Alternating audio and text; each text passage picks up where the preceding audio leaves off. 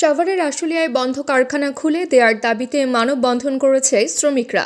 সকালে বাইপাইল আবদুল্লাপুর মহাসড়কের আশুলিয়ার নিশ্চিতপুর এলাকায় এই মানববন্ধন কর্মসূচি পালন করেন তারা।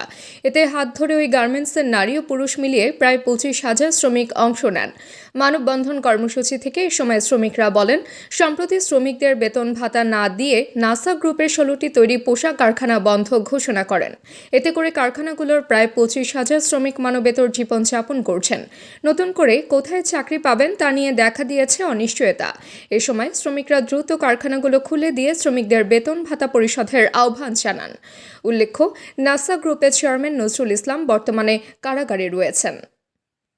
আমি নাসা গ্রুপের পক্ষ থেকে সকল শ্রমিক কর্মকর্তা কর্মচারীদের ধন্যবাদ জ্ঞাপন করছি আজকে শান্তিপূর্ণ মানববন্ধন কর্মসূচি উদযাপন উপলক্ষে। আমাদের সরকারের ঊর্ধ্বতন কর্তৃপক্ষের কাছে আমাদের বিনীত নিবেদন, একটাই নিবেদন, আমাদের নাসা গ্রুপের সকল বন্ধ কারখানাগুলোকে খুলে দেওয়া হোক। আমাদের দাবি হয়েছে একটাই, আমাদের দুই মাস হয় আমাদের স্যালারি এখনো আমরা পাই নাই। আগস্ট সেপ্টেম্বর অলরেডি তো চলে গেছে, সেপ্টেম্বর মাস, আর মাসের এই কয়দিন আছে 2-3 দিন, 2 মাস অলরেডি।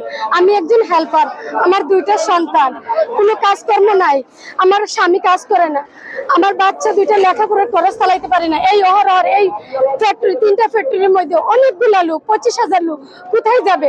আমরা চাই আমাদের আগস্ট মাসের বেতনটা সামনের এই যে অতি দ্রুত তাড়াতাড়ি আমাদের বেতনটা দিয়ে দিতে, এমনকি আমাদের ফ্যাক্টরিটা খুলে দিতে। তাবাসসুম হকানিকা, দৈনিক আজকের বাংলা।